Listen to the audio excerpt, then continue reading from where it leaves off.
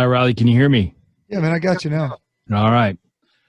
This is Philadelphia. It's 92.5 XTU 55th ACM Wednesday night at 8. Keith Urban is the host, CBS 3, and performances from the Grand Ole Opry, the Ryman, the Bluebird, and what a great night it's going to be. Our coverage is brought to you by Ford and the Ford F-150, and the new artist of the year, Riley Green, is here, so that feels good. Got to be fantastic to win that, especially in a very heavy category with some folks. I'm sure when you looked at it when it first came out, you were like, "Oh boy, yeah, I was be tough." I can honestly say I was beyond happy to be nominated. You know, that was something I never dreamed of, and you know, to win that award for me is you know, it's gratifying in the sense of people are buying into me as a new artist and what I've been trying to do in the music I'm putting out, and it's motivating. You know, it makes you want to, you know, keep grinding in a time when things are pretty tough. You know what I mean? It's hard to go out and you can't get in front of fans. You can't, you know, play shows like you'd like to. So being able to perform on the ACM Awards is such a great platform for me. That's a huge opportunity I'm looking forward to. Billboard said you were traditional. I looked at that and I was like, I only see you as Riley Green. I don't see you as traditional. Will you talk about that statement?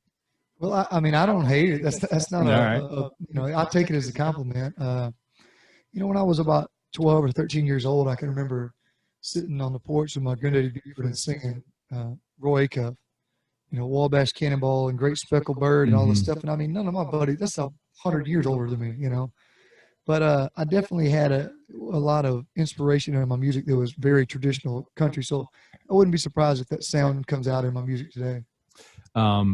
Is that, would you consider I Wish Grandpa's Never Died kind of traditional? I know you're performing that Wednesday night. I think it's got a traditional sound. I mean, steel guitar, you know, that's a traditional sounding instrument, and it's all over that track. And, you know, there was a reason for that. I liked that sound that makes you go, man, that's a country song. As soon as it starts, before you hear a word, you know, it just sounds like a country song to me. You'll be performing that song on Wednesday night on the ACMs. Where is that performance going to be? I'm performing at the Ryman, which, you know, if I had my choice between the three, that's where I would have chose anyway. That's a special place, and even though there's not any fans in the crowd, it's still a pretty cool deal. Do you feel your grandpa talking to you when you do that song? Do you, especially to a place like the Ryman? I feel like I gotta not think about it to get through it. You know, I mean, it's it's a very personal song, and I mean, you know, I wrote the song when my granddaddy Lyndon passed away. I wrote it as a tribute to him, and you know, I think they'd be proud of what I'm doing. And I think that they would, that they'll watch the show and they'll watch the performance. But I'm gonna try to just make it through and remember all the words.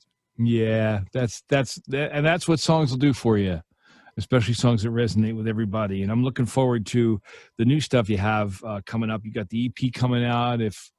If it wasn't for trucks, and you got a song, that title song from that coming out, and talk about that project. Was that done during quarantine or was that done before?